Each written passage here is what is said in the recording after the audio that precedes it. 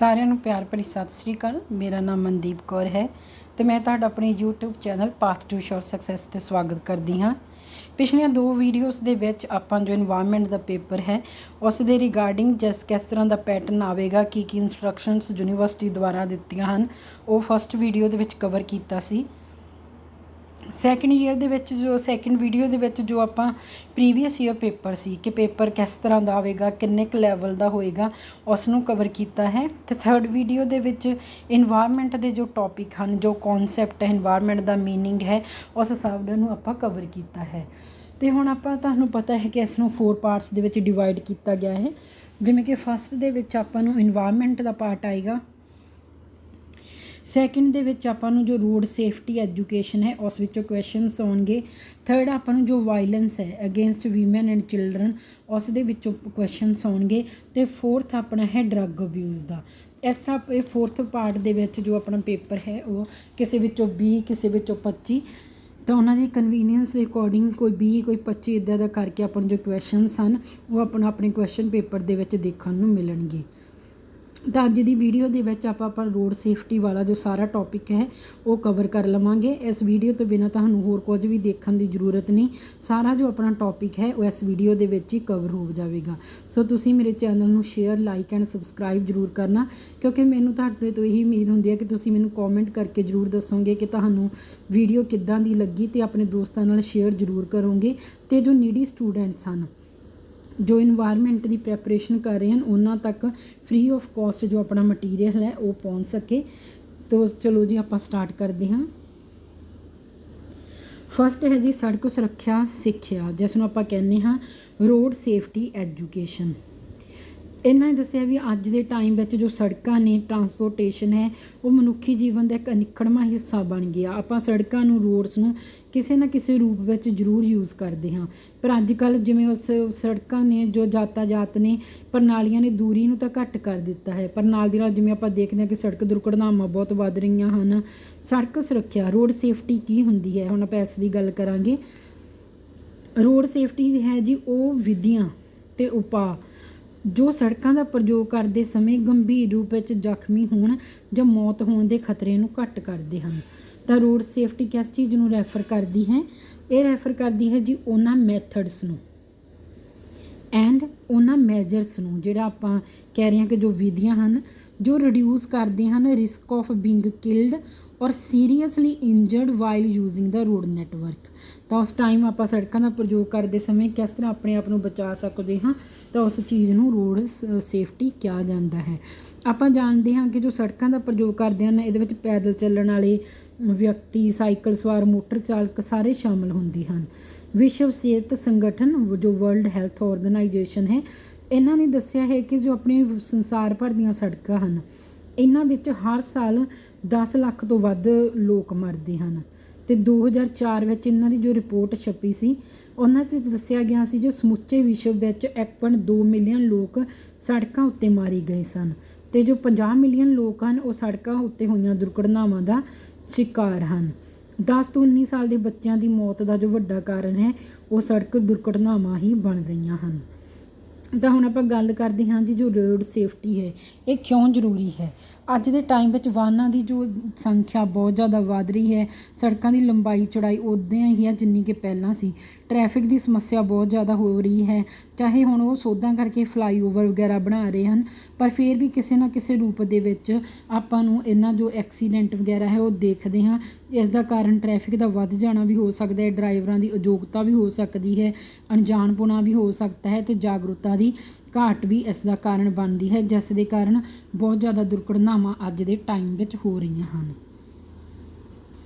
ਹੁਣ ਜੇ ਆਪਾਂ ਗੱਲ ਕਰਦੇ ਹਾਂ ਜੋ ਸੜਕ ਦੁਰਘਟਨਾਵਾਂ ਹੋ ਰਹੀਆਂ ਨੇ ਇਹਦੇ ਕਾਰਨ ਕੀ ਹਨ। ਫਸਟ ਹੈ ਜੀ ਚਾਲਕਾਂ ਵਿੱਚ ਸੁਰੱਖਿਅਤ ਚਾਲਕ ਨਿਪੁੰਨਤਾ ਦੀ ਘਾਟ, ਲੈਕ ਕਾਹਦਾ ਵਾ ਡਿਫੈਂਸਿਵ ਡਰਾਈਵਿੰਗ ਸਕਿੱਲਸ ਦਾ ਡਰਾਈਵਰੀ ਦੇ ਵਿੱਚ। ਅੱਜ ਕੱਲ੍ਹ ਕਈ ਵਾਰ ਇੱਦਾਂ ਹੁੰਦਾ ਕਿ ਬੱਚੇ ਜਾਂ ਕੋਈ ਵੱਡੇ ਹੁੰਦੇ ਹਨ ਉਹਨਾਂ ਵਿੱਚ ਇੰਨੀ ਜ਼ਿਆਦਾ ਨਿਪੁੰਨਤਾ ਨਹੀਂ ਹੁੰਦੀ ਡਰਾਈਵਿੰਗ ਦੀ, ਤਾਂ ਉਹ ਵੀ ਰੀਜ਼ਨ ਬਣਦੇ ਹਨ ਸੜਕ ਦੁਰਘਟਨਾ ਦਾ। ਨੈਕਸਟ ਹੈ ਜੀ ਰੋਡਾਂ ਦੀ ਹਾਲਤ ਬਹੁਤ ਖ਼ਰਾਬ ਹੈ, ਥਾਂ ਥਾਂ 'ਤੇ ਗੱਡੇ ਪਏ ਹਨ, ਕਈ ਵਾਰੀ ਬਹੁਤ ਵੱਡੇ ਪਿਟਸ ਹੁੰਦੇ ਹਨ ਜਿਹਦੇ ਵਿੱਚ ਜੋ ਆਪਾਂ ਡਿੱਗ ਪੈਂਦੇ ਹਾਂ ਜਾਂ ਕੋਈ ਵੀ ਡਿੱਗ ਪੈਂਦਾ ਹੈ ਜੋ ਕਿ ਸੜਕ ਦੁਰਘਟਨਾ ਦਾ ਕਾਰਨ ਬਣਦਾ ਹੈ। ਇਸ ਤੋਂ ਬਾਅਦ ਹੈ ਜੀ ਅਨਸੇਫ ਵਹੀਕਲ ਡਿਜ਼ਾਈਨ, ਜੋ ਵਾਹਨਾਂ ਦੇ ਅਸੁਰੱਖਿਅਤ ਡਿਜ਼ਾਈਨ ਹਨ ਇਹਨਾਂ ਦਾ ਕੋਈ ਅੰਤਰਰਾਸ਼ਟਰੀ ਪੱਧਰ ਨਹੀਂ ਹੈ। ਸੁਰੱਖਿਆ ਮਾਪਦੰਡ ਨੂੰ ਨਜ਼ਰਅੰਦਾਜ਼ ਕੀਤਾ ਜਾਂਦਾ ਹੈ, ਤਾਂ ਇਹ ਵੀ ਇਸ ਦਾ ਇੱਕ ਰੀਜ਼ਨ ਹੈ। ਸੜਕ ਸੁਰੱਖਿਆ ਮਾਪਦੰਡਾਂ ਨੂੰ ਲਾਗੂ ਨਹੀਂ ਕੀਤਾ ਜਾਣਾ। ਸੜਕ ਉੱਤੇ ਸੁਰੱਖਿਆ ਚਿੰਨ੍ਹ ਜੋ ਹਨ, ਦਿਸ਼ਾ ਨਿਰਦੇਸ਼ ਹਨ, ਉਹ ਸਹੀ ਢੰਗ ਨਾਲ ਨਹੀਂ ਦਰਸਾਏ ਜਾਂਦੇ। ਟ੍ਰੈਫਿਕ ਸਿਗਨਲਾਂ ਉੱਤੇ ਪੋਸਟਰ ਤੇ ਲਾਲ ਰੰਗ ਦੇ ਪਾਨ ਦੇ ਨਿਸ਼ਾਨ ਆਪਾਂ ਨੂੰ ਪਤਾ ਹੈ ਆਮ ਦੱਸਦੇ ਹਨ। ਸੜਕਾਂ 'ਤੇ ਬੈਰੀਅਰ ਬਣੇ ਜਾਂਦੇ ਹਨ ਜੋ ਕਿ ਕਿਸੇ ਨਾ ਕਿਸੇ ਤਰ੍ਹਾਂ ਦੁਰਘਟਨਾ ਦਾ ਕਾਰਨ ਬਣਦੇ ਹਨ। ਇਸ ਤੋਂ ਬਿਨਾਂ ਜੀ ਕਾਨੂੰਨ ਦੀ ਘਾਟ ਅਤੇ ਉਹਨਾਂ ਦਾ ਸਹੀ ਢੰਗ ਨਾਲ ਲਾਗੂ ਨਾ ਹੋਣਾ, ਸਰਕਾਰ ਦੀ ਰੁਚੀ ਵਿੱਚ ਕਮੀ, ਕਿਉਂਕਿ ਸਰਕਾਰ ਵੀ ਇਸ ਵੱਲ ਧਿਆਨ ਨਹੀਂ ਦਿੰਦੀ ਅਤੇ ਜ਼ਿਆਦਾ ਪੈਸਾ ਨਹੀਂ ਲਾਉਣਾ ਚਾਹੁੰਦੀ, ਤਾਂ ਇਹ ਜੋ ਰੀਜ਼ਨ ਹਨ ਉਹ ਸੜਕ ਦੁਰਘਟਨਾ ਦੇ ਬਣਦੇ ਹਨ। ਨੈਕਸਟ ਹੈ ਜੀ ਜੋ ਸੜਕ ਸੁਰੱਖਿਆ ਸੰਬੰਧੀ ਜਾਣਕਾਰੀ। ਸੜਕ ਸੁਰੱਖਿਆ ਸੰਬੰਧੀ ਜੋ ਆਮ ਜਨਤਾ ਹੈ, ਕਾਮਨ ਪੀਪਲ ਹਨ, ਉਹਨਾਂ ਨੂੰ ਜਾਣਕਾਰੀ ਦਾ ਹੋਣਾ ਬਹੁਤ ਜ਼ਰੂਰੀ ਹੈ। ਇਸ ਵਿੱਚ ਹੈ ਜੀ ਸੜਕਾਂ ਦੀ ਵਰਤੋਂ ਕਰਨ ਵਾਲੇ ਹਰੇਕ ਵਿਅਕਤੀ ਦੇ ਮਨ ਵਿੱਚ ਅਨੁਸ਼ਾਸਨ ਦੀ ਭਾਵਨਾ ਨੂੰ ਪੈਦਾ ਕਰਨਾ ਚਾਹੀਦਾ ਹੈ। ਲੋਕਾਂ ਵਿੱਚ ਸੜਕਾਂ ਦੀ ਵਰਤੋਂ ਲਈ ਬਣੇ ਕਾਨੂੰਨਾਂ ਦੇ ਪ੍ਰਤੀ ਸਨਮਾਨ ਦੀ ਭਾਵਨਾ ਨੂੰ ਪੈਦਾ ਕਰਨਾ, ਸੜਕਾਂ ਉੱਤੇ ਚੱਲਦੇ ਸਮੇਂ ਕਿਸੇ ਵੀ ਸਥਿਤੀ ਨਾਲ ਨਿਪਟਣ ਦੀ ਯੋਗਤਾ ਨੂੰ ਵਿਕਸਿਤ ਕਰਨਾ, ਸੜਕਾਂ ਉੱਤੇ ਚੱਲਣ ਵਾਲੇ ਲੋਕਾਂ ਦੇ ਮਨ ਵਿੱਚ ਦੂਸਰੇ ਯਾਤਰੀਆਂ ਪ੍ਰਤੀ ਹਮਦਰਦੀ ਪੈਦਾ ਕਰਨਾ। ਤਾਂ ਇਸ ਤਰ੍ਹਾਂ ਸੜਕ ਸੰਬੰਧੀ ਸੁਰੱਖਿਆ ਦੀ ਜਾਣਕਾਰੀ ਲੋਕਾਂ ਤੱਕ ਪਹੁੰਚਾਉਣੀ ਚਾਹੀਦੀ ਹੈ। ਨੈਕਸਟ ਹੈ ਜੀ ਜੋ ਸਪੈਸੀਫਿਕ ਰੋਡ ਅਵੇਅਰਨੈਸ ਪ੍ਰੋਗਰਾਮ ਚਲਾਏ ਜਾਣੇ ਚਾਹੀਦੇ ਹਨ, ਜਿਸ ਵਿੱਚ ਸੜਕ ਦੇ ਨਿਯਮਾਂ ਦੀ ਜਾਣਕਾਰੀ ਅਤੇ ਜਾਗਰੂਕਤਾ ਦਾ ਪ੍ਰਸਾਰ ਕਰਨਾ ਚਾਹੀਦਾ ਹੈ। ਇਸ ਤੋਂ ਬਿਨਾਂ ਜੀ ਲੋਕਾਂ ਵਿੱਚ ਸੂਝ ਵਿਕਸਿਤ ਕਰਨੀ ਚਾਹੀਦੀ ਹੈ ਵੀ ਸੜਕਾਂ ਸੰਬੰਧੀ ਕਾਨੂੰਨਾਂ ਨੂੰ ਨਾ ਮੰਨਣ ਨਾਲ ਕੀ ਖਤਰੇ ਪੈਦਾ ਹੁੰਦੇ ਹਨ। ਅਜਿਹੇ ਪ੍ਰੋਗਰਾਮ ਵਿੱਚ ਜੋ ਵਿਦਿਆਰਥੀ ਨੇ ਉਹਨਾਂ ਨੂੰ ਸ਼ਾਮਿਲ ਕਰਨਾ ਬਹੁਤ ਜ਼ਰੂਰੀ ਹੈ। ਹੁਣ ਜੇ ਆਪਾਂ ਗੱਲ ਕਰਦੇ ਹਾਂ ਕਿ ਸੜਕ ਸੁਰੱਖਿਆ ਵਿੱਚ ਸੁਧਾਰ ਕਰਨ ਲਈ ਸਰਕਾਰ ਦੁਆਰਾ ਕਿਹੜੇ ਕਦਮ ਹਨ ਜੋ ਚੁੱਕੇ ਗਏ ਹਨ, ਤਾਂ ਇਸ ਵਿੱਚ ਜੀ ਭਾਰਤ ਸਰਕਾਰ ਨੇ ਰਾਸ਼ਟਰੀ ਹਾਈਵੇ ਵਿਕਾਸ ਪ੍ਰੋਗਰਾਮ ਸ਼ੁਰੂ ਕੀਤਾ ਹੈ। 1994 ਵਿੱਚ ਰਾਸ਼ਟਰੀ ਸੜਕ ਸੁਰੱਖਿਆ ਸਭਾ ਨੇ ਇਸ ਸੰਦਰਭ ਵਿੱਚ ਇੱਕ ਸੜਕ ਸੁਰੱਖਿਆ ਨੀਤੀ ਦੀ ਘੋਸ਼ਣਾ ਕੀਤੀ ਸੀ।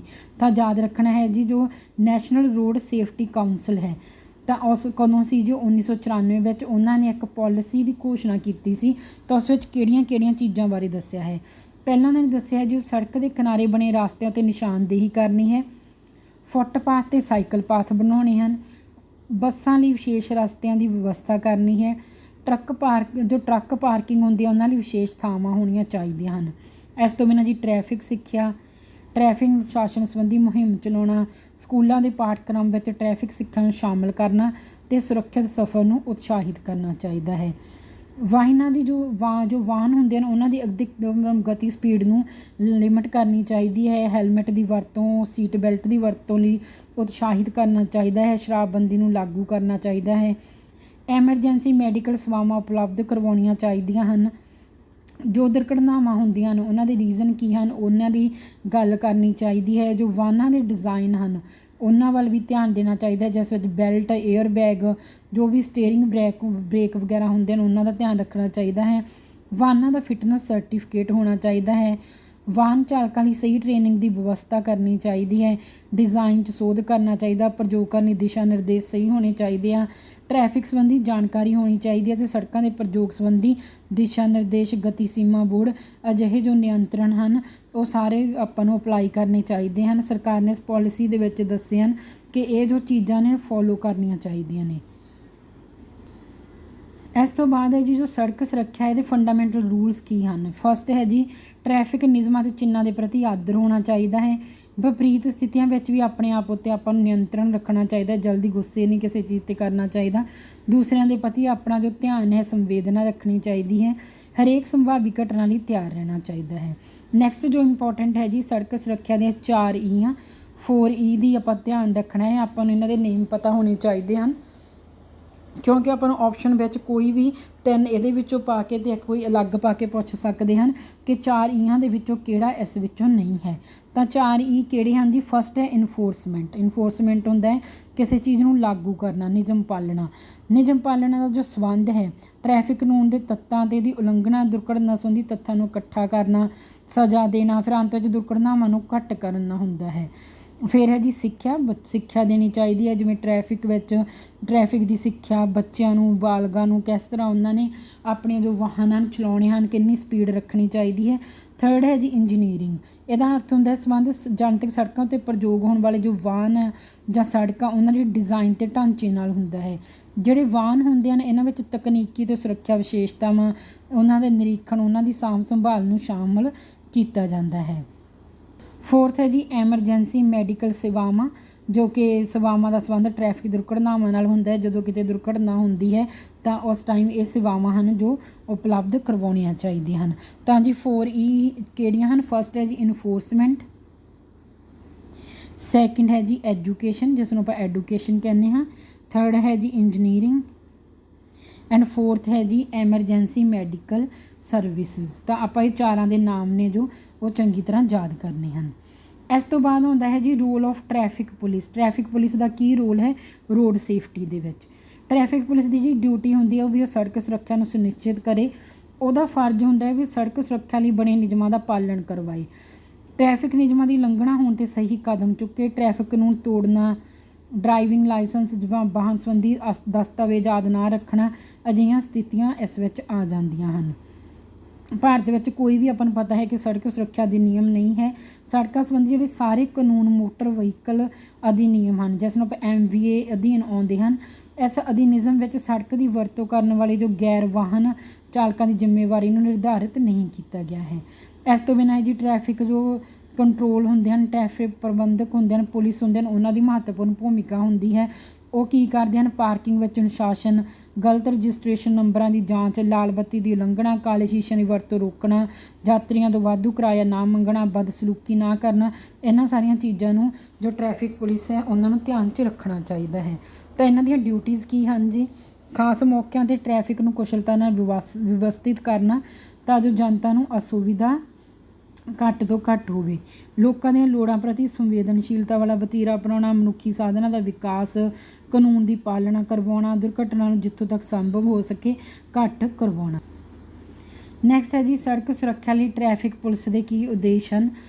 ਸੜਕ ਸੁਰੱਖਿਆ ਲਈ ਪ੍ਰਭਾਵਪੂਰਨ ਯੋਜਨਾਵਾਂ ਨੂੰ ਬਣਾਉਣਾ ਅਤੇ ਲਾਗੂ ਕਰਨਾ, ਟ੍ਰੈਫਿਕ ਦੇ ਨਿਯਮਾਂ ਅਤੇ ਨੀਤੀਆਂ ਦੀ ਪਾਲਣਾ ਕਰਵਾਉਣਾ ਤਾਂ ਜੋ ਟ੍ਰੈਫਿਕ ਦਾ ਜੋ ਪ੍ਰਵਾਹ ਹੈ ਸੁਰੱਖਿਅਤ ਰਹੇ ਅਤੇ ਕੁਸ਼ਲ ਹੋਵੇ, ਸੜਕਾਂ ਦੇ ਪ੍ਰਯੋਗ ਸੰਬੰਧੀ ਲੋਕਾਂ ਦੇ ਵਿਵਹਾਰ ਅਤੇ ਵਾਹਨ ਮਾਪਦੰਡਾਂ 'ਚ ਸਿੱਖਿਆ, ਸੰਕਟਕਾਲੀਨ ਸਥਿਤੀਆਂ ਵਿੱਚ ਉੱਚ ਪੱਧਰੀ ਮੁਹਾਰਤ ਨਾਲ ਵਤੀਰਾ ਕਰਨਾ, ਅਜਿਹੇ ਵਿਵਹਾਰ ਅਤੇ ਉਹਨਾਂ ਥਾਵਾਂ ਦਾ ਵਿਸ਼ਲੇਸ਼ਣ ਕਰਨਾ ਜਿੱਥੇ ਦੁਰਘਟਨਾਵਾਂ ਹੁੰਦੀਆਂ ਹਨ ਅਤੇ ਦੁਬਾਰਾ ਨਾ ਹੋ ਸਕਣ ਇਹਦੇ ਲਈ ਕਦਮ ਉਠਾਉਣਾ।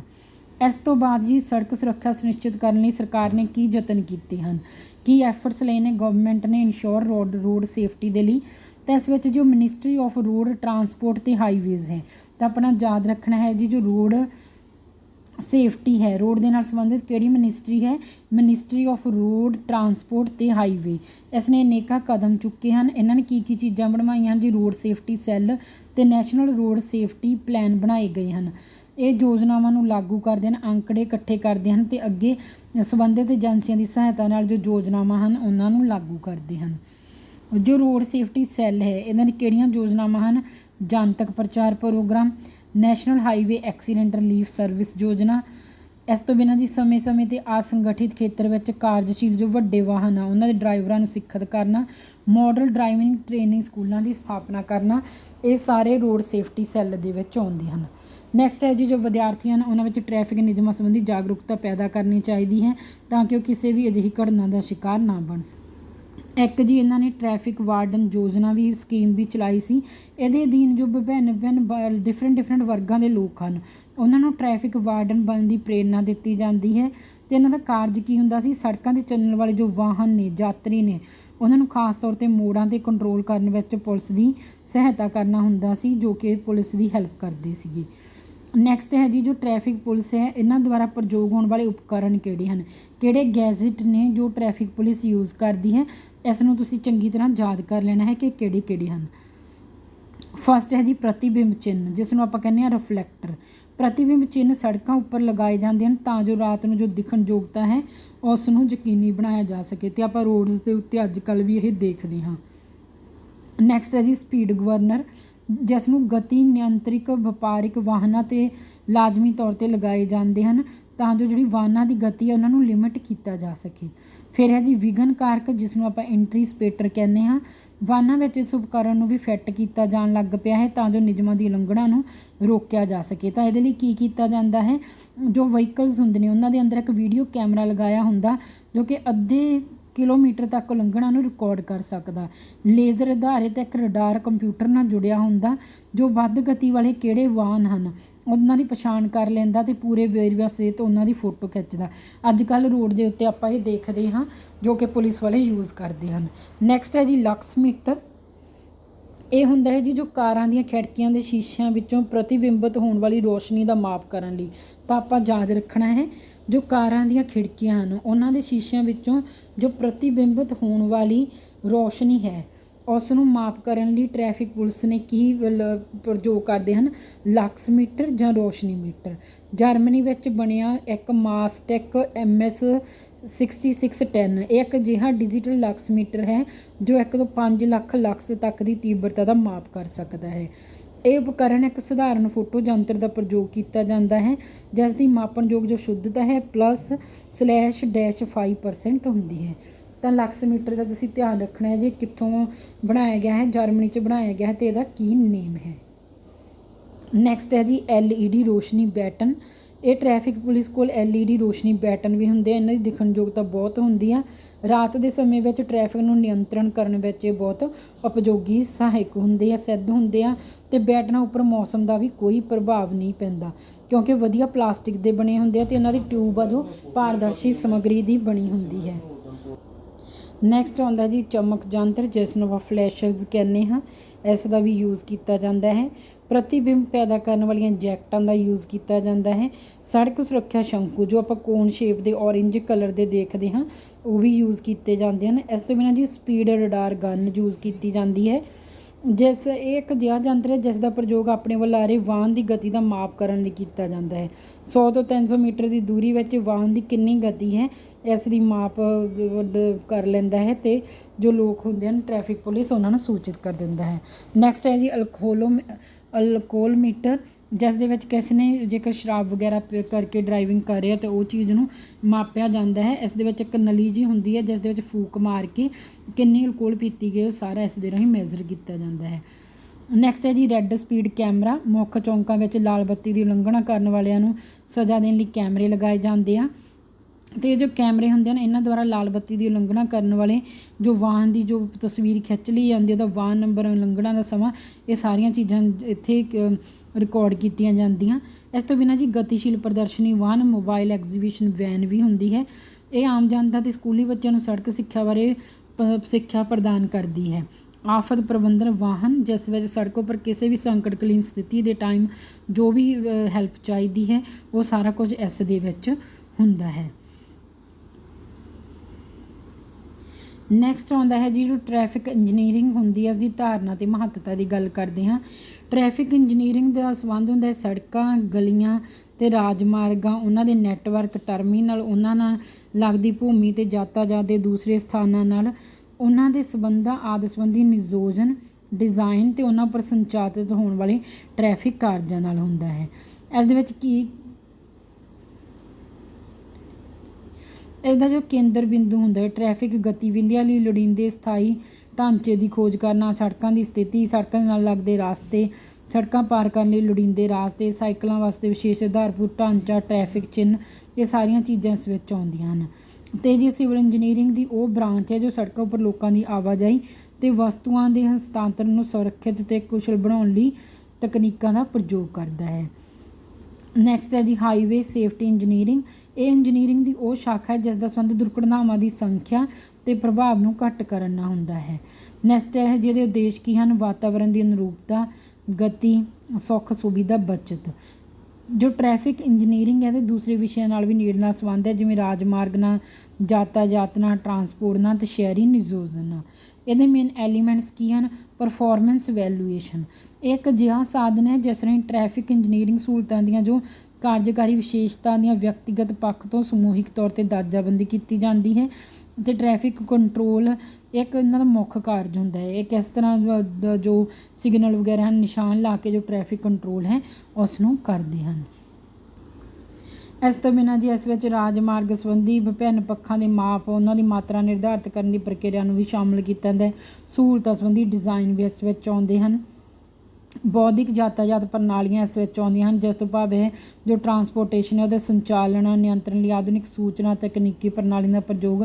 ਟ੍ਰੈਫਿਕ ਓਪਰੇਸ਼ਨਸ ਇਸ ਵਿੱਚ ਆਉਂਦੀਆਂ ਹਨ। ਕਿਹੜੇ ਉਪਾਅ ਹਨ ਉਹਨਾਂ ਸਾਰਿਆਂ ਨੂੰ ਇਸ ਵਿੱਚ ਸ਼ਾਮਿਲ ਕੀਤਾ ਜਾਂਦਾ ਹੈ। ਅਤੇ ਯਾਤਾਯਾਤ ਪ੍ਰਣਾਲੀਆਂ ਦਾ ਪ੍ਰਬੰਧਨ ਜੋ ਹੁੰਦਾ ਹੈ TSM ਦੀ ਫੁੱਲ ਫਾਰਮ ਤੁਸੀਂ ਯਾਦ ਰੱਖਣੀ ਹੈ, ਟਰਾਂਸਪੋਰਟੇਸ਼ਨ ਸਿਸਟਮ ਮੈਨੇਜਮੈਂਟ, ਉਹ ਸਾਰੀ ਇਸ ਵਿੱਚ ਆਉਂਦੀ ਹੈ।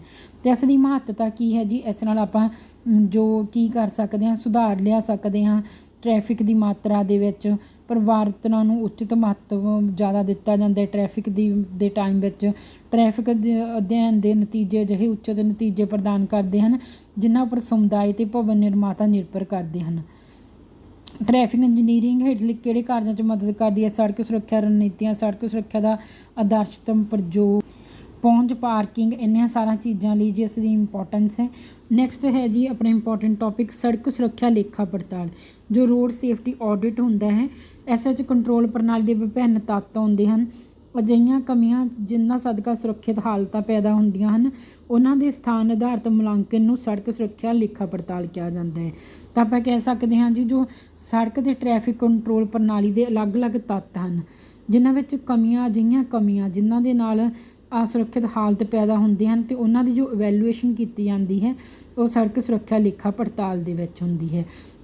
ਕਿਸ ਦੇ ਆਧਾਰ 'ਤੇ ਟ੍ਰੈਫਿਕ ਦੇ ਸੁਰੱਖਿਅਤ, ਸੁਵਿਧਾਜਨਕ, ਕੁਸ਼ਲ ਪ੍ਰਭਾਵ ਨੂੰ ਯਕੀਨੀ ਬਣਾਉਣ ਲਈ ਉਪਾਅ ਨੇ ਜੋ ਇਸ ਦੇ ਵਿੱਚ ਦਿੱਤੇ ਜਾਂਦੇ ਹਨ।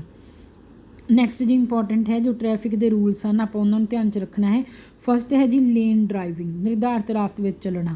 ਇਸ ਦੇ ਵਿੱਚ ਜੀ ਹਰੇਕ ਸੜਕ 'ਤੇ ਆਪਾਂ ਤੁਸੀਂ ਦੇਖਦੇ ਹੋ ਕਿ ਇੱਦਾਂ ਲੇਨ ਬਣਾਏ ਜਾਂਦੇ ਹਨ ਤਾਂ ਆਪਾਂ ਉਸ ਨੂੰ ਹੀ ਉਹਨਾਂ ਲੇਨ 'ਤੇ ਹੀ ਚੱਲਣਾ ਹੁੰਦਾ ਹੈ, ਉਹਨਾਂ ਤੋਂ ਬਾਹਰ ਨਹੀਂ ਜਾਣਾ ਹੁੰਦਾ। ਨੈਕਸਟ ਹੁੰਦਾ ਹੈ ਕੀਪ ਟੂ ਦਾ ਲੈਫਟ, ਸੜਕ 'ਤੇ ਚੱਲਦੇ ਸਮੇਂ ਵਿਅਕਤੀ ਲਈ ਆਪਣੇ ਖੱਬੇ ਪਾਸੇ ਰਹਿਣਾ ਜ਼ਰੂਰੀ ਹੁੰਦਾ ਹੈ। ਇਸ ਨੂੰ ਤੁਸੀਂ ਯਾਦ ਰੱਖਣਾ ਹੈ ਕਿ ਕਿਹੜੇ ਪਾਸੇ ਰਹਿਣਾ ਹੈ, ਖੱਬੇ ਪਾਸੇ। ਨੈਕਸਟ ਹੈ ਜੀ ਚੇਂਜਿੰਗ ਲੇਨਸ, ਜੇ ਤੁਸੀਂ ਲੇਨ ਵਗੈਰਾ ਚੇਂਜ ਕਰਨਾ ਹੈ ਤਾਂ ਪਿੱਛੋਂ ਕਿੱਦਾਂ ਦੀ ਸਥਿਤੀ ਹੈ, ਕਿੱਦਾਂ ਦੀ ਟ੍ਰੈਫਿਕ ਹੈ, ਕਿੱਥੋਂ ਤੁਸੀਂ ਮੁੜ ਸਕਦੇ ਹੋ ਤਾਂ ਇਸ ਦਾ ਇਸ਼ਾਰਾ ਵਗੈਰਾ ਤੁਹਾਨੂੰ ਦੇਣਾ ਚਾਹੀਦਾ। ਇੱਕਦਮ ਭੀੜ ਦੇ ਵਿੱਚ ਨਹੀਂ ਮੁੜਨਾ ਚਾਹੀਦਾ, ਨਹੀਂ ਤਾਂ ਐਕਸੀਡੈਂਟ ਦਾ ਜ਼ਿਆਦਾ ਜੋ ਚਾਂਸਸ ਨੇ ਉਹ ਵੱਧ ਜਾਂਦੇ ਹਨ ਚੱਲਦੇ ਵਾਹਨ ਤੋਂ ਅੱਗੇ ਨਿਕਲਦੇ ਸਮੇਂ। ਨੈਕਸਟ ਹੈ ਜੀ ਜੇਕਰ ਆਪਾਂ ਓਵਰਟੇਕ ਕਰਨਾ ਚਾਹੁੰਦੇ ਹਾਂ ਤਾਂ ਕਦੇ ਵੀ ਖੱਬੇ ਪਾਸੇ ਤੋਂ ਓਵਰਟੇਕ ਨਹੀਂ ਕਰਨਾ ਚਾਹੀਦਾ, ਹਮੇਸ਼ਾ ਕਿਹੜੇ ਪਾਸੇ ਤੋਂ ਕਰਨਾ ਚਾਹੀਦਾ ਹੈ, ਸੱਜੇ ਪਾਸੇ ਤੋਂ। ਅਤੇ ਓਵਰਟੇਕ ਕਰਨ ਤੋਂ ਪਹਿਲਾਂ ਜੋ ਬਾਕੀ ਵਾਹਨ ਹਨ ਉਹਨਾਂ ਨੂੰ ਆਪਾਂ ਨੂੰ ਇਸ਼ਾਰਾ ਕਰ ਦੇਣਾ ਚਾਹੀਦਾ ਕਿ ਮੈਂ ਓਵਰਟੇਕ ਕਰਨ ਲੱਗਿਆ। ਇਹ ਵੀ ਯਕੀਨ ਬਣਾਉਣਾ ਚਾਹੀਦਾ ਵੀ ਸਾਡਾ ਜੋ ਰਾਸਤਾ ਹੈ ਕੋਈ ਜ਼ਿਆਦਾ ਟ੍ਰੈਫਿਕ ਨਹੀਂ ਹੈ। ਇਸ ਤੋਂ ਬਿਨਾਂ ਜੀ ਜੋ ਪੈਦਲ ਯਾਤਰੀ ਹਨ, ਘੁੰਮਦੇ ਹੋਏ ਜਾਨਵਰ ਹਨ, ਉਹਨਾਂ ਦਾ ਖਾਸ ਤੌਰ 'ਤੇ ਧਿਆਨ ਰੱਖਣਾ ਚਾਹੀਦਾ ਹੈ, ਨਹੀਂ ਤਾਂ ਓਵਰਟੇਕ ਕਰਦੇ ਸਮੇਂ ਤੁਹਾਡੇ ਸਾਹਮਣੇ ਆ ਸਕਦੇ ਹਨ। ਉਹ ਸੜਕ ਜਿੱਥੇ ਦੋ ਪਾਸੇ ਟ੍ਰੈਫਿਕ ਹੁੰਦੀ ਹੈ ਤਦ ਹੀ ਉੱਥੇ ਓਵਰਟੇਕ ਕਰਨਾ ਚਾਹੀਦਾ ਜਦੋਂ ਲੱਗੇ ਵੀ ਦੋਨੇ ਵਾਹਨ ਜੋ ਸੁਰੱਖਿਅਤ ਦੂਰੀ 'ਤੇ ਹਨ। ਇਸ ਤੋਂ ਬਾਅਦ ਹੈ ਜੀ ਵਨ ਵੇ ਟ੍ਰੈਫਿਕ, ਜੋ ਇੱਕ ਤਰਫਾ ਟ੍ਰੈਫਿਕ ਹੁੰਦਾ ਹੈ। ਇਸ ਦੇ ਸੰਬੰਧੀ 3 ਪ੍ਰਕਾਰ ਦੇ ਨਿਯਮ ਹਨ। ਫਸਟ ਹੈ ਜੀ ਸਭ ਤੋਂ ਪਹਿਲਾਂ ਅਤੇ ਮੁੱਖ ਵਿਧੀ ਇਹ ਹੈ ਕਿ ਹਰ ਸਮੇਂ ਸੜਕ ਉੱਤੇ ਇੱਕ ਪਾਸੇ ਵੱਲ ਹੀ ਟ੍ਰੈਫਿਕ ਚੱਲਦਾ। ਦੂਸਰੀ ਕਿਸਮ ਦੀਆਂ ਉਹ ਸੜਕਾਂ ਹਨ ਜਿੱਥੇ ਲੋੜ ਅਨੁਸਾਰ ਟ੍ਰੈਫਿਕ ਦੀ ਦਿਸ਼ਾ ਨੂੰ ਨਿਰਧਾਰਿਤ ਕੀਤਾ ਜਾਂਦਾ ਹੈ। ਜਿਸ ਪਾਸੇ ਵੱਲ ਵਧੇਰੇ ਟ੍ਰੈਫਿਕ ਹੋਵੇ ਉਸ ਦਿਸ਼ਾ ਵੱਲ ਇੱਕ ਤਰਫਾ ਟ੍ਰੈਫਿਕ ਲਈ ਸੜਕ ਨੂੰ ਪ੍ਰਯੋਗ ਕੀਤਾ ਜਾਂਦਾ ਹੈ। ਜੋ ਤੀਸਰੀ ਵਿਧੀ ਦੀ ਸ਼੍ਰੇਣੀ ਹੈ ਜੀ, ਇਸ ਵਿੱਚ ਉਹ ਸੜਕਾਂ ਹਨ ਜਿੱਥੇ ਭਾਰੀ ਟ੍ਰੈਫਿਕ ਸਮੇਂ ਟ੍ਰੈਫਿਕ ਨੂੰ ਜ਼ਿਆਦਾ ਭੀੜ ਵਾਲੇ ਪਾਸੇ ਨੂੰ ਇੱਕ ਤਰਫਾ ਕਰ ਦਿੱਤਾ ਜਾਂਦਾ ਹੈ। ਇੱਕ ਤਰਫਾ ਸੜਕ 'ਤੇ ਮੁੜਨ ਦੀ ਆਗਿਆ ਨਹੀਂ ਹੁੰਦੀ, ਆਪਾਂ ਨੂੰ ਸਿੱਧਾ ਹੀ ਜਾਣਾ ਪੈਂਦਾ ਹੈ। ਜੇਕਰ ਤੁਸੀਂ ਖੱਬੇ ਪਾਸੇ ਜਾਣਾ ਹੈ ਤਾਂ ਸੜਕ ਦੇ ਖੱਬੇ ਪਾਸੇ ਦੀ ਲੇਨ ਵਿੱਚ ਜਾਓ, ਸੱਜੇ ਪਾਸੇ ਜਾਣਾ ਹੈ ਤਾਂ ਸੱਜੀ ਲੇਨ ਵਿੱਚ ਜਾਓ। ਇੱਕ ਤਰਫਾ ਸੜਕ ਉੱਤੇ ਸਿਰਫ ਉਸੇ ਪਾਸੇ ਜਾਓ ਜਿਹੜਾ ਸਿਗਨਲ ਤੁਹਾਡੇ ਦੁਆਰਾ ਉਹਨਾਂ ਦੁਆਰਾ ਨਿਰਧਾਰਿਤ ਕੀਤਾ ਗਿਆ ਹੈ, ਉਲਟ ਦਿਸ਼ਾ ਵਿੱਚ ਨਹੀਂ ਜਾਣਾ ਚਾਹੀਦਾ। ਨੈਕਸਟ ਹੈ ਜੀ ਜਦੋਂ ਆਪਾਂ ਟਰਨ ਕਰਨਾ ਹੈ, ਮੋੜ ਕੱਟਣਾ ਹੈ, ਉੱਚ 'ਤੇ ਇਸ਼ਾਰਾ ਕਰੋ। ਇਹ ਯਕੀਨੀ ਬਣਾਓ ਵੀ ਜੋ ਪਿੱਛੋਂ ਤੋਂ ਆਉਣ ਵਾਲੇ ਵਾਹਨ ਚਾਲਕ ਨੇ ਉਹਨਾਂ ਨੇ ਤੁਹਾਡਾ ਇਸ਼ਾਰਾ ਦੇਖ ਲਿਆ ਹੈ। ਮੋੜ 'ਤੇ ਪਹੁੰਚ ਕੇ ਵਾਹਨ ਹੌਲੀ ਕਰੋ। ਆਪਣੇ ਵਾਹਨ ਅਤੇ ਦੂਸਰੇ ਵਾਹਨਾਂ ਵਿਚਕਾਰ ਸੁਰੱਖਿਅਤ ਦੂਰੀ ਰੱਖੋ। ਜਿਹੜਾ ਵਾਹਨ ਸਾਹਮਣੇ ਤੋਂ ਆ ਰਿਹਾ ਪਹਿਲਾਂ ਉਹਨੂੰ ਰਾਹ ਦਿਓ। ਆਪਣੇ ਸੱਜੇ ਪਾਸੇ ਤੋਂ ਆ ਰਹੇ ਪੈਦਲ ਯਾਤਰੀਆਂ ਅਤੇ ਵਾਹਨਾਂ ਨੂੰ ਧਿਆਨ ਨਾਲ ਦੇਖੋ, ਫਿਰ ਮੁੜੋ। ਨੈਕਸਟ ਹੈ ਜੀ ਜੋ ਆਪਾਂ ਰਿਵਰਸ ਡਰਾਈਵਿੰਗ ਕਰਦੇ ਹਾਂ, ਪਿਸ਼ਾਬ ਵੱਲ ਡਰਾਈਵਿੰਗ, ਤਾਂ ਆਪਾਂ ਨੂੰ ਕੀ ਧਿਆਨ ਰੱਖਣਾ ਚਾਹੀਦਾ ਹੈ? ਇਹ ਗੱਲ ਨੂੰ ਨਿਸ਼ਚਿਤ ਕਰਨਾ ਚਾਹੀਦਾ ਹੈ ਤੁਹਾਡੇ ਵਾਹਨ ਵਿੱਚ ਖੱਬੇ ਪਾਸੇ ਅਤੇ ਸੱਜੇ ਪਾਸੇ ਦੋਵੇਂ ਸ਼ੀਸ਼ੇ ਮੌਜੂਦ ਹਨ। ਇਸ ਤੋਂ ਇਲਾਵਾ ਇੱਕ ਵਾਧੂ ਸ਼ੀਸ਼ਾ ਵਾਹਨ ਦੇ ਅੰਦਰ ਵੀ ਹੋਣਾ ਚਾਹੀਦਾ ਹੈ।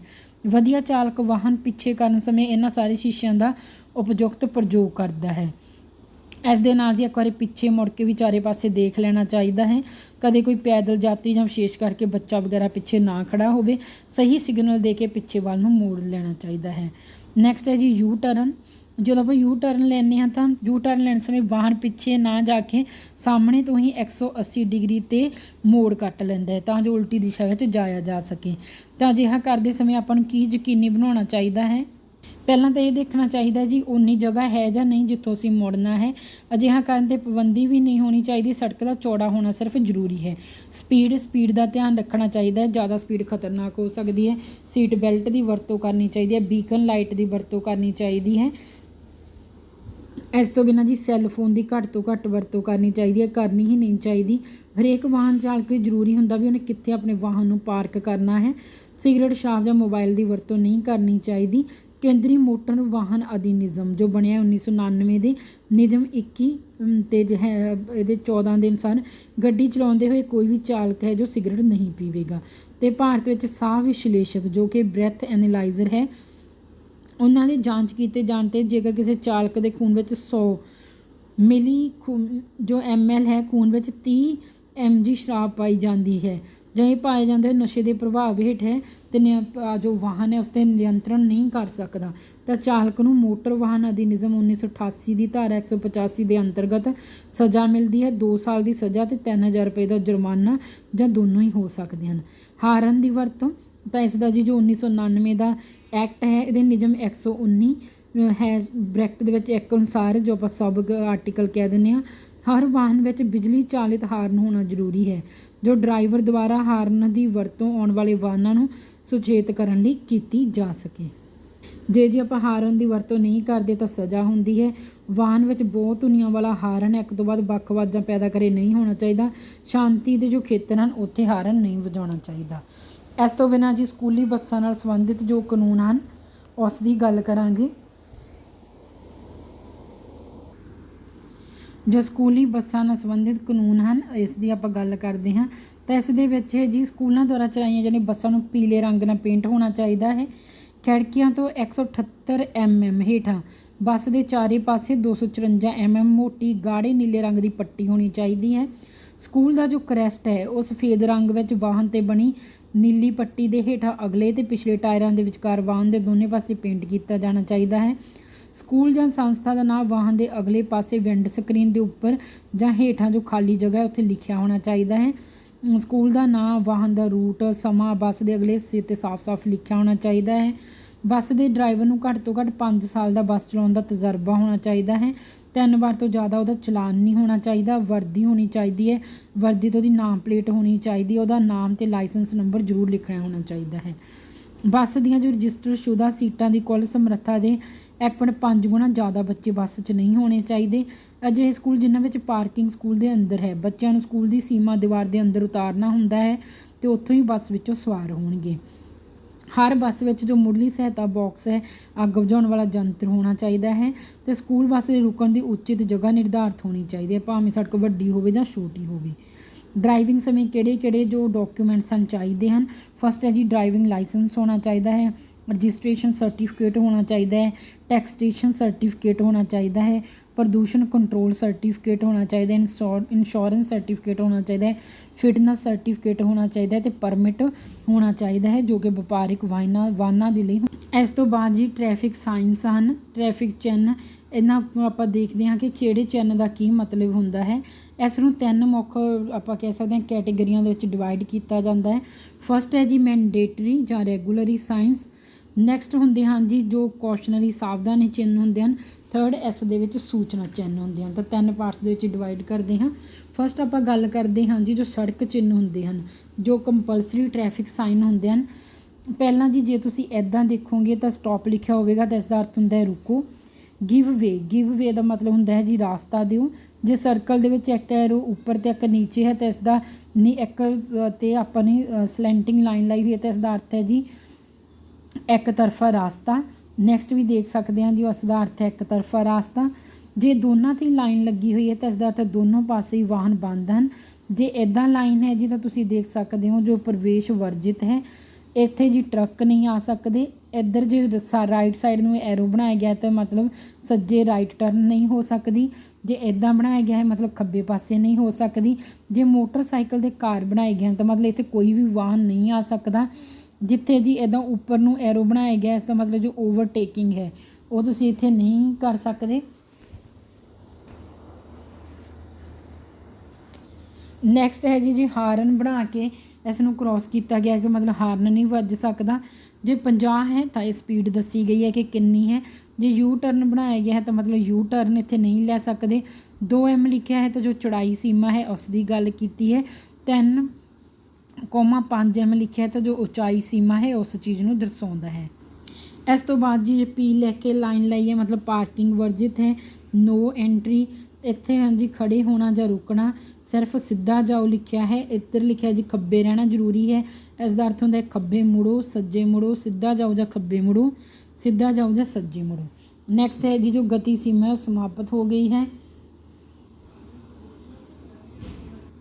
ਨੈਕਸਟ ਹੈ ਜੀ ਜੋ ਠੇਲੇ ਹਨ ਅਤੇ ਹੱਥ ਗੱਡੀ ਹੈ ਉੱਥੇ ਨਹੀਂ ਆ ਸਕਦੀ। ਟਾਂਗਾ ਨਹੀਂ ਆ ਸਕਦਾ, ਪੈਦਲ ਯਾਤਰੀ ਨਹੀਂ ਆ ਸਕਦੇ, ਸਾਈਕਲ ਨਹੀਂ ਆ ਸਕਦੀ, ਧੁਰਾ ਭਾਰ ਸੀਮਾ ਨਹੀਂ ਆ ਸਕਦੀ, ਪਾਬੰਦੀ ਖਤਮ ਹੈ। ਲੰਬਾਈ ਸੀਮਾ ਦੀ ਗੱਲ ਹੈ ਜਾਂ ਭਾਰ ਸੀਮਾ ਕਿੰਨਾ ਹੋ ਸਕਦਾ ਹੈ। ਨੈਕਸਟ ਹੈ ਜੀ ਸੈਕਿੰਡ ਕੈਟੇਗਰੀ ਜਿਸ ਦੇ ਵਿੱਚ ਇਹਦਾ ਅਰਥ ਹੁੰਦਾ ਸੱਜਾ ਮੋੜ, ਇਸ ਦਾ ਅਰਥ ਹੁੰਦਾ ਜੀ ਖੱਬਾ ਮੋੜ। ਸੱਜੇ ਪਾਸੇ ਪਿਛਾਂਹ ਮੁੜਨ ਵਾਲਾ ਮੋੜ, ਖੱਬੇ ਪਾਸੇ ਪਿਛਾਂਹ ਮੁੜਨ ਵਾਲਾ ਮੋੜ। ਇੱਥੇ ਦੱਸਿਆ ਹੁੰਦਾ ਜੀ ਸੱਜੇ ਪਾਸੇ ਹੇਅਰ ਪਿਨ ਮੋੜ ਹੈ, ਇੱਥੇ ਖੱਬੇ ਪਾਸੇ ਹੇਅਰ ਪਿਨ ਮੋੜ ਹੈ। ਅੱਗੇ ਤੰਗ ਸੜਕ ਹੈ, ਇਸ ਚੀਜ਼ ਨੂੰ ਰਿਪਰੈਜ਼ੈਂਟ ਕਰਦਾ ਹੈ। ਅੱਗੇ ਚੌੜੀ ਸੜਕ ਹੈ, ਇਸ ਚੀਜ਼ ਨੂੰ ਆਪਣੇ ਸਾਹਮਣੇ ਸ਼ੋਅ ਹੈ ਜੋ ਕਰ ਰਿਹਾ ਹੈ। ਇਸ ਦਾ ਅਰਥ ਹੈ ਜੀ ਜੋ ਅੱਗੇ ਪੁਲ ਹੈ ਉਹ ਤੰਗ ਹੈ, ਇਹ ਗਤੀਰੋਧਕ ਦੀ ਗੱਲ ਕਰਦਾ ਹੈ।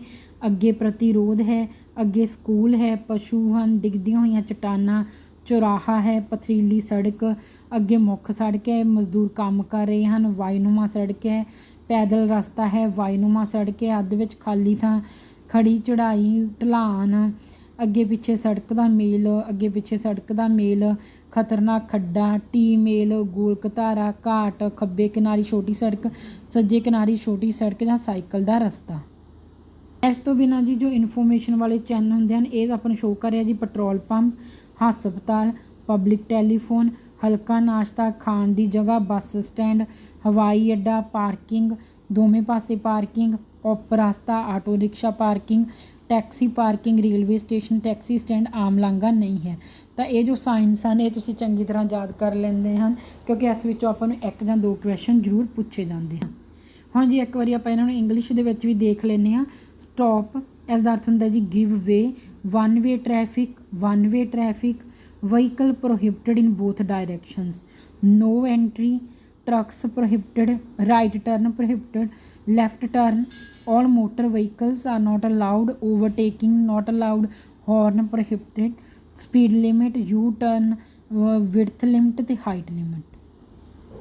ਇਸ ਤੋਂ ਬਿਨਾਂ ਜੀ no parking, no entry, no standing or stopping, compulsory ahead, keep left turn, right ahead or turn left, ahead or turn right, speed limit ends, hand cart prohibited, tanga, pedestrian, cycle, axle load limit, restriction ends, length limit ਤੇ load limits।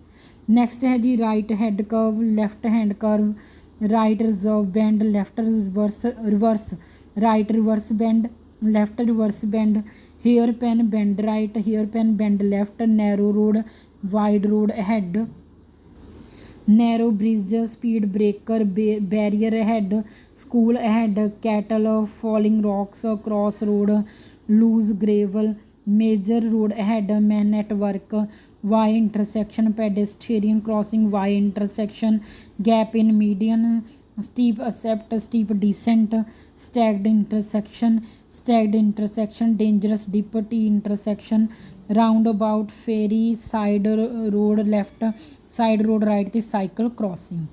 ਅਤੇ ਇਸ ਤੋਂ ਬਾਅਦ ਜੀ ਇਨਫੋਰਮੇਟਰੀ sign ਹੁੰਦੇ ਹਨ ਜਿਸ ਦੇ ਵਿੱਚ petrol pump, hospital, public telephone, light refreshment, eating place, bus stop, airport, parking, side parking with both side, Subway, auto rickshaw parking, taxi parking, railway station, taxi stand ਤੇ ਨੋ ਥੋਰੋਫੇਅਰ। ਤਾਂ ਇਸ ਦੇ ਨਾਲ ਜੀ ਜੋ ਇੰਪੋਰਟੈਂਟ ਸਾਈਨ ਹਨ ਉਹ ਇੱਥੇ ਕਵਰ ਹੋ ਜਾਂਦੇ ਹਨ। ਤੁਸੀਂ ਇਹਨਾਂ ਨੂੰ 2 ਜਾਂ 3 ਵਾਰੀ ਇਹਨਾਂ ਦੀ ਰਿਵੀਜ਼ਨ ਹੈ ਜੋ ਕਰ ਲੈਣੀ ਹੈ ਕਿਉਂਕਿ ਆਪਾਂ ਨੂੰ 3 ਜਾਂ 4 2 ਤਾਂ ਘੱਟੋ ਘੱਟ ਕੁਐਸਚਨਸ ਆਪਾਂ ਨੂੰ ਇਸ ਵਿੱਚੋਂ ਦੇਖਣ ਨੂੰ ਮਿਲ ਹੀ ਜਾਂਦੇ ਹਨ। ਨੈਕਸਟ ਹੈ ਜੀ ਡਰਾਈਵਿੰਗ ਲਾਇਸੈਂਸ ਕਿਵੇਂ ਆਪਾਂ ਲੈ ਸਕਦੇ ਹਾਂ।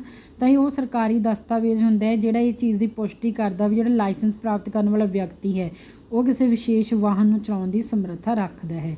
1988 ਦਾ ਜੋ ਮੋਟਰ ਵਾਹਨ ਅਧਿਨਿਯਮ ਹੈ ਉਸ ਵਿੱਚ ਦੱਸਿਆ ਹੈ ਵੀ ਭਾਰਤ ਵਿੱਚ ਉਹ ਕੋਈ ਵੀ ਮਨੁੱਖ ਜਿਹਦੇ ਕੋਲ ਉਪਯੁਕਤ ਲਾਇਸੈਂਸ ਨਹੀਂ ਹੈ, ਉਹ ਜਨਤਕ ਥਾਵਾਂ 'ਤੇ ਵਾਹਨ ਹੈ ਜੋ ਨਹੀਂ ਚਲਾ ਸਕਦਾ। ਤਾਂ ਕਿੰਨੇ ਦਾ ਹੈ ਜੀ 1988 ਦਾ। ਕਿਵੇਂ ਇਸ ਨੂੰ ਪ੍ਰਾਪਤ ਕਰਨਾ ਹੈ, ਤਾਂ ਇਸ ਵਿੱਚ ਹੁੰਦਾ ਹੈ ਜਦੋਂ ਲਰਨਰ ਨੂੰ ਲਾਇਸੈਂਸ ਸ਼ੁਰੂ 'ਚ ਮਿਲਦਾ ਹੈ, ਬਾਅਦ ਵਿੱਚ ਉਹ ਸਥਾਈ ਲਾਇਸੈਂਸ ਬਣ ਜਾਂਦਾ ਹੈ।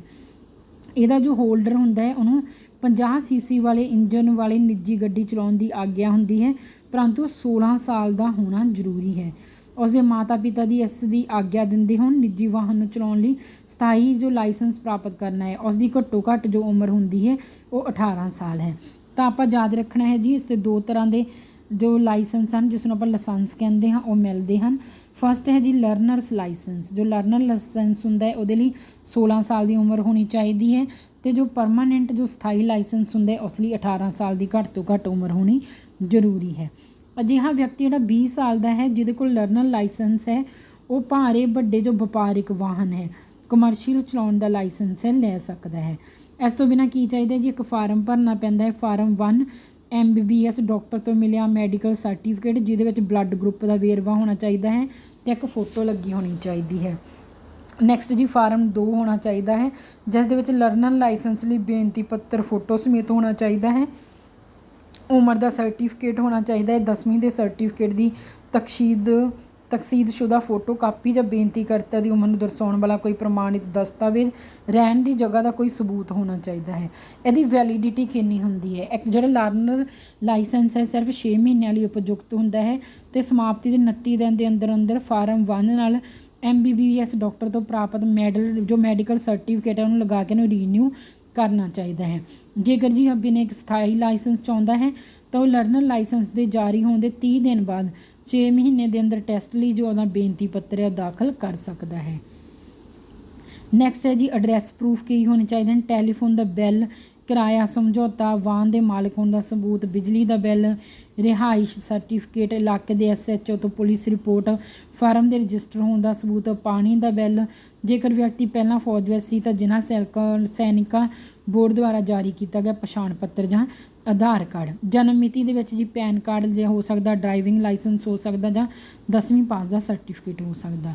ਜਦੋਂ ਆਪਾਂ ਪੱਕਾ ਜਾਂ ਸਥਾਈ ਲਾਇਸੈਂਸ ਲੈਣਾ ਹੈ, ਉਹਦੀ ਪ੍ਰਾਰਥਨਾ ਪੱਤਰ ਦੇਣ ਤੋਂ ਪਹਿਲਾਂ ਉਚਿਤ ਲਰਨਰ ਲਾਇਸੈਂਸ ਹੋਣਾ ਜ਼ਰੂਰੀ ਹੈ। ਜੋ ਲਰਨਰ ਲਾਇਸੈਂਸ ਹੈ ਇਹਦੇ ਮਿਲਣ ਦੇ 30 ਦਿਨ ਬਾਅਦ ਅਤੇ 6 ਮਹੀਨੇ ਦੇ ਅੰਦਰ ਜੋ ਪੱਕਾ ਲਾਇਸੈਂਸ ਹੁੰਦਾ ਹੈ ਉਹਦੇ ਲਈ ਆਪਾਂ ਨੂੰ ਐਪਲੀਕੇਸ਼ਨ ਦੇਣੀ ਚਾਹੀਦੀ ਹੈ। ਅਤੇ ਇਹਦੇ ਨਾਲ ਆਪਾਂ ਨੂੰ ਜੋ ਡਰਾਈਵਿੰਗ ਬਾਰੇ ਟ੍ਰੈਫਿਕ ਨਿਯਮਾਂ ਦੀ ਜਾਣਕਾਰੀ ਹੋਣੀ ਚਾਹੀਦੀ ਹੈ। ਡਰਾਈਵਿੰਗ ਟੈਸਟ ਦੇਣਾ ਪੈਂਦਾ ਹੈ, ਅਤੇ ਟੈਸਟ ਵਿੱਚ ਪਾਸ ਹੋਣ ਦੇ ਬਾਅਦ ਹੀ ਤੁਹਾਨੂੰ ਜੋ ਪਰਮਾਨੈਂਟ ਜੋ ਲਾਇਸੈਂਸ ਹੈ ਉਹ ਮਿਲ ਜਾਂਦਾ ਹੈ। ਜੋ ਟ੍ਰੈਫਿਕ ਦੇ ਨਿਯਮਾਂ ਦੀ ਉਲੰਘਣਾ ਹੈ ਉਸ ਲਈ ਕੀ ਸਜ਼ਾ ਅਤੇ ਕੀ ਪ੍ਰੋਸੀਜਰ ਹੈ, ਆਪਾਂ ਉਸ ਦੀ ਗੱਲ ਕਰਦੇ ਹਾਂ। ਫਸਟ ਹੈ ਜੀ ਮੋਟਰ ਵਾਹਨ ਅਧਿਨਿਯਮ 1988 ਦਾ, ਕੇਂਦਰੀ ਮੋਟਰ ਵਾਹਨ ਨਿਯਮ 1999 ਦਾ, ਅਤੇ ਰਾਜ ਮੋਟਰ ਵਾਹਨ ਨਿਯਮ। ਇਹ ਭਾਰਤ ਦੇ ਵਿੱਚ ਸੜਕ ਟ੍ਰੈਫਿਕ ਨੂੰ ਨਿਯੰਤਰਣ ਕਰਨ ਲਈ ਬਣਾਏ ਗਏ ਹਨ। ਦੇਸ਼ ਦੇ ਵਿੱਚ 1 ਸਤੰਬਰ 2019 ਤੋਂ ਮੋਟਰ ਵਾਹਨ ਸੋਧ ਅਧਿਨਿਯਮ 2019 ਨੂੰ ਲਾਗੂ ਕਰ ਦਿੱਤਾ ਗਿਆ ਸੀ। ਇਸ ਵਿੱਚ ਸੜਕ ਦੁਰਘਟਨਾਵਾਂ ਨੂੰ ਰੋਕਣ ਲਈ ਅਤੇ ਸੜਕ ਸੁਰੱਖਿਆ ਨੂੰ ਉਤਸ਼ਾਹਿਤ ਕਰਨ ਲਈ ਨਵੇਂ ਅਧਿਨਿਯਮ ਬਣਾਏ ਗਏ ਹਨ। ਤਾਂ ਹੁਣ ਜੇ ਆਪਾਂ ਗੱਲ ਕਰਦੇ ਹਾਂ ਇਸ ਦੇ ਕੀ ਜੁਰਮਾਨੇ ਲਗਾਏ ਜਾਂਦੇ ਹਨ। ਫਸਟ ਹੈ ਜੀ not carrying valid licence while driving. ਜੇ ਤੁਹਾਡੇ ਕੋਲ ਲਾਇਸੈਂਸ ਨਹੀਂ ਹੈ ਵੈਲਿਡ ਡਰਾਈਵਿੰਗ ਕਰਦੇ ਸਮੇਂ, ਤਾਂ ਕਿਹੜੇ ਸੈਕਸ਼ਨ ਦੇ ਵਿੱਚ ਆਉਂਦਾ ਹੈ ਜੀ? ਮੋਟਰ ਵਹੀਕਲ ਐਕਟ ਦੇ 177 ਦੇ ਵਿੱਚ। ਤਾਂ ਆਪਾਂ ਸਿਰਫ ਨਿਊ ਪੈਨਲਟੀਜ਼ ਪੜ੍ਹਾਂਗੇ ਜੀ, ਓਲਡ ਪੈਨਲਟੀ ਤੁਸੀਂ ਦੇਖ ਲੈਣਾ। ਨਿਊ ਪੈਨਲਟੀ ਕੀ ਲੱਗੇਗੀ? ਜੇ ਤੁਸੀਂ ਫਸਟ ਟਾਈਮ ਗਲਤੀ ਕਰਦੇ ਹੋ ਤਾਂ 500 ਦੀ ਸਜ਼ਾ ਹੈ। ਉਸ ਤੋਂ ਬਾਅਦ ਦੁਬਾਰਾ ਫੇਰ ਕਰਦੇ ਹੋ ਤਾਂ 1500 ਰੁਪਇਆ ਤੁਹਾਨੂੰ ਫਾਈਨ ਲੱਗੇਗਾ। ਨੈਕਸਟ ਹੈ ਜੀ not carrying documents as required. ਜੇਕਰ ਤੁਹਾਡੇ ਕੋਲ ਡਾਕੂਮੈਂਟਸ ਨਹੀਂ ਹਨ, ਜਿੱਦਾਂ ਇੰਸ਼ੋਰੈਂਸ ਵਗੈਰਾ ਹੋ ਜਾਂਦਾ ਹੈ, ਅਤੇ ਇਹ ਵੀ 177 ਸੈਕਸ਼ਨ ਦੇ ਵਿੱਚ ਆਉਂਦਾ ਹੈ। ਫਸਟ ਅਫੈਂਸ ਦੇ ਵਿੱਚ ਜੀ ਤੁਹਾਨੂੰ 500 ਦਾ ਫਾਈਨ ਅਤੇ ਇਸ ਤੋਂ ਬਾਅਦ 1500 ਦਾ ਫਾਈਨ ਦੇਣਾ ਪਵੇਗਾ। ਨੈਕਸਟ ਹੈ ਜੀ ਡੇਂਜਰਸ ਲੇਨ ਕਟਿੰਗ। ਜੋ ਡੇਂਜਰਸ ਲੇਨ ਜੋ ਆਪਾਂ ਕੱਟ ਕਰਦੇ ਹਾਂ ਉਹ ਵੀ 177 ਦੇ ਵਿੱਚ ਆਉਂਦਾ ਹੈ। ਫਸਟ ਅਫੈਂਸ ਜੀ 500 ਹੈ, second 1500। Moving against one way, ਜੇ ਵਨ ਵੇ ਆਪਾਂ ਉੱਧਰ ਚਲੇ ਜਾਂਦੇ ਹਾਂ 177, 500 ਅਤੇ 1500। ਓਵਰਟੇਕਿੰਗ ਡੇਂਜਰਸਲੀ 177 ਸੈਕਸ਼ਨ ਹੈ। ਫਸਟ ਅਫੈਂਸ ਜੀ ਇਹਦਾ 500 ਹੈ, ਨੈਕਸਟ 1500। ਜੰਪਿੰਗ ਸਿਗਨਲ, ਜਿਹੜਾ ਜੰਪਿੰਗ ਸਿਗਨਲ ਹੁੰਦਾ ਹੈ ਡਰਾਈਵਿੰਗ ਐਟ ਰੈੱਡ ਲਾਈਟ ਨੂੰ ਜੇ ਆਪਾਂ ਟੱਪਦੇ ਹਾਂ ਤਾਂ 177 ਦੇ ਵਿੱਚ। ਫਸਟ ਅਫੈਂਸ 500 ਜੀ, ਸਬਸੀਕੁਐਂਟ ਅਫੈਂਸਿਸ ਦਾ ਹੈ 1500 ਰੁਪਏ। ਨੈਕਸਟ ਹੈ ਜੀ ਡਰਾਈਵਿੰਗ ਔਨ ਫੁੱਟਪਾਥ। ਜੇ ਆਪਾਂ ਫੁੱਟਪਾਥ 'ਤੇ ਡਰਾਈਵਿੰਗ ਕਰ ਰਹੇ ਹਾਂ ਤੇ ਵੀ 177 ਸੈਕਸ਼ਨ ਦੇ ਵਿੱਚ ਆਉਂਦਾ ਹੈ। First 500 then 1500। ਨੈਕਸਟ ਹੈ ਜੀ ਸਟੋਪਿੰਗ ਐਟ ਪੈਡੈਸਟੇਰੀਅਨ ਕ੍ਰੋਸਿੰਗ ਔਰ ਕ੍ਰੋਸਿੰਗ ਸਟਾਪ ਲਾਈਨ ਤੇ ਰੁਕਦੇ ਹਾਂ 177 ਦੇ ਵਿੱਚ 500 ਤੇ 1500। ਪਾਰਕਿੰਗ ਦੀ ਜੇ ਆਪਾਂ ਵਾਇਲੇਸ਼ਨ ਕਰਦੇ ਹਾਂ 177 ਦੇ ਵਿੱਚ 500 ਤੇ 1500। ਜੇ ਹੌਰਨ ਦਾ ਕੋਈ offense ਆਉਂਦਾ ਹੈ ਤਾਂ 177 ਸੈਕਸ਼ਨ 'ਚ 500 ਤੇ 1500।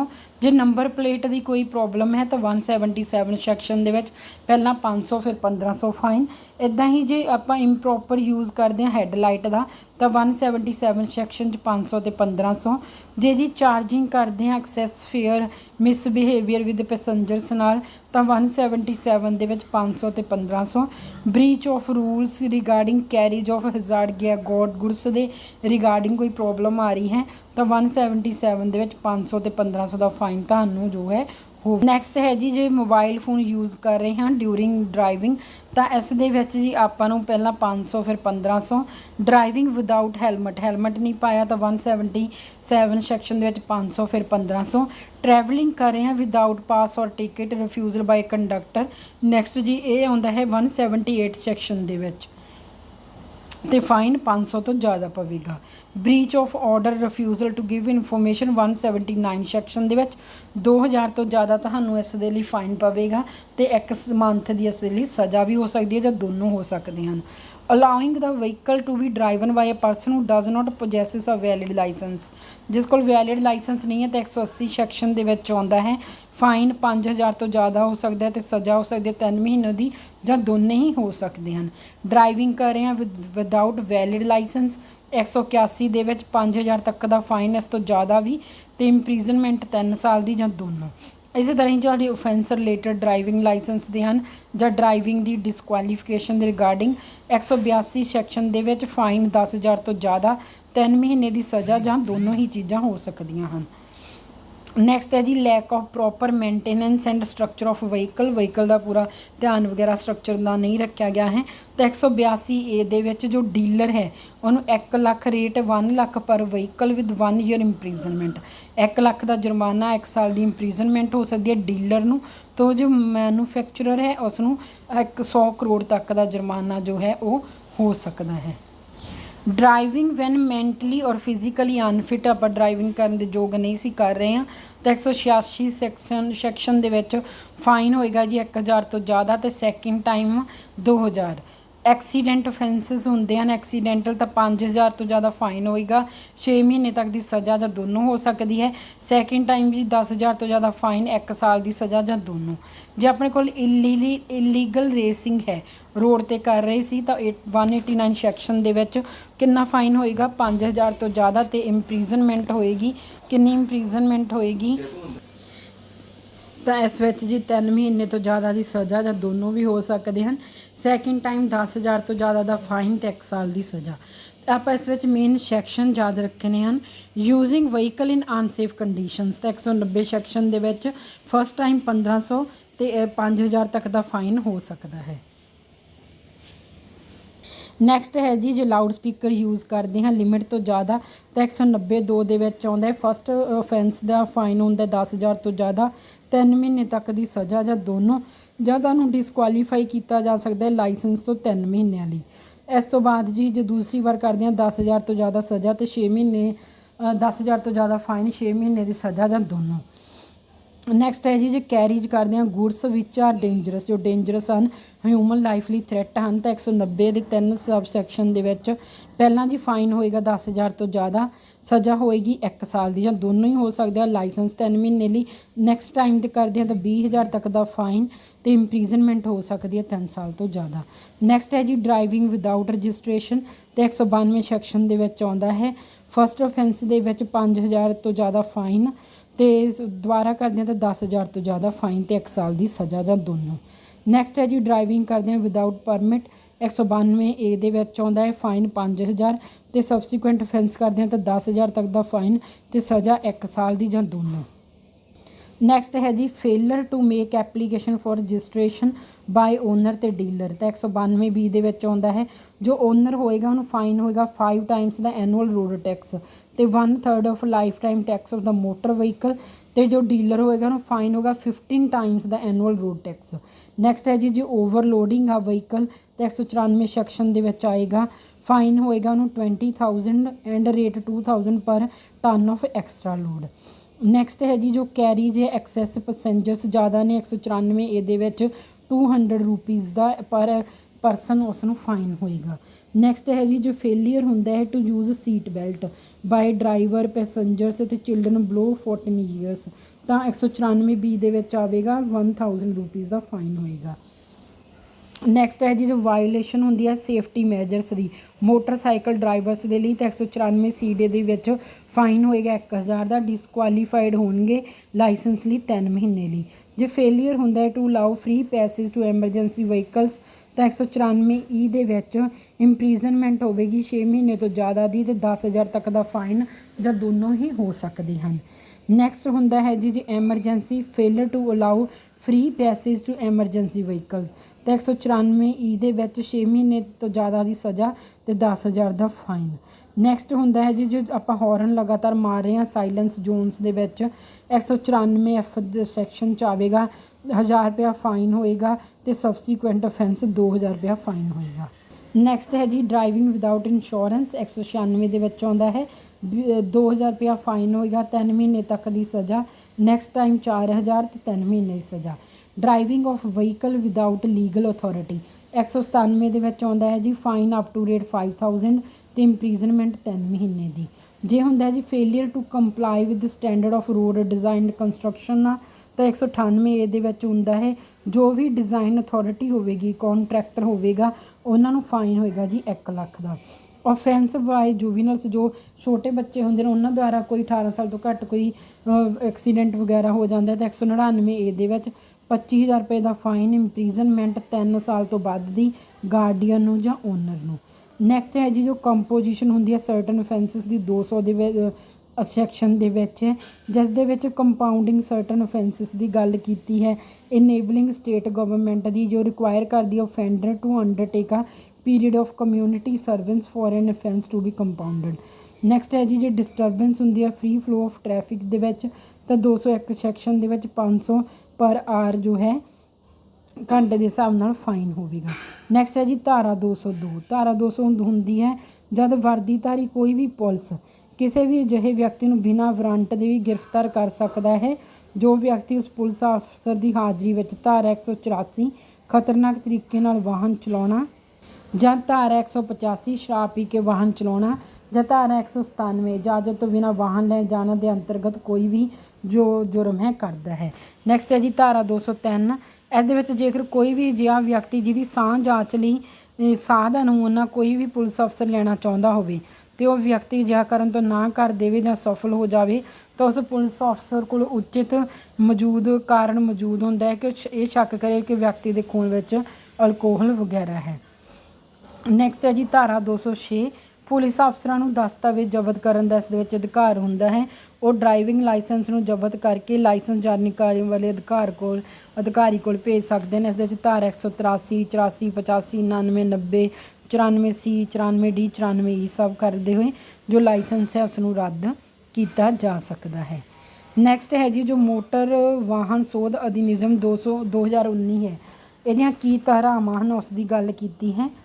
ਤਾਂ ਫਸਟ ਜੀ ਤੁਸੀਂ ਸਿਰਫ ਯਾਦ ਰੱਖਣਾ ਹੈ ਕਿ ਕਦੋਂ ਦਾ ਹੈ 2019 ਦਾ। ਮੇਨ ਇਹਦੇ ਵਿੱਚ ਕੀ ਹੈ ਜੀ ਨਵੀਆਂ ਪਰਿਭਾਸ਼ਾਵਾਂ ਦਿੱਤੀਆਂ ਗਈਆਂ ਹਨ, ਖੋਜ ਨੂੰ ਪ੍ਰੋਤਸਾਹਨ ਕੀਤਾ ਗਿਆ ਹੈ।